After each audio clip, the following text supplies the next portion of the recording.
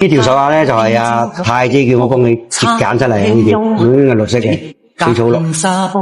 按照佢嘅要求嚟講咧，就係要做到56。我依家就即刻幫你加工啦，依家係55嘅，放一個毫幫你補到8厘半個口就得啦嚇。確已加速到4，冷雨撲向我，點點紛飛，似得高溫波濤，由你湧起。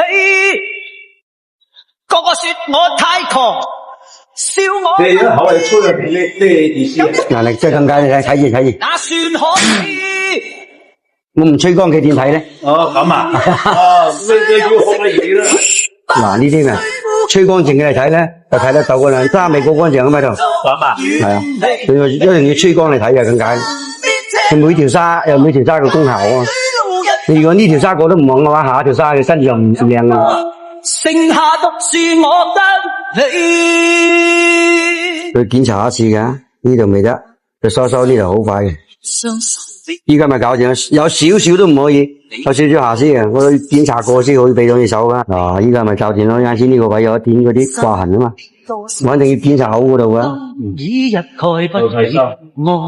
仲係落緊雨陰天嘅情況下，啲頭手緊，同埋真係滿呢個水草綠。嗱，好似呢隻行家料嘅水草綠翡翠手鐲咧，老夫子工場都仲有好多嘅。如果大家睇啱中意，同我打返一聲，我要一隻，我嚟同你哋安排。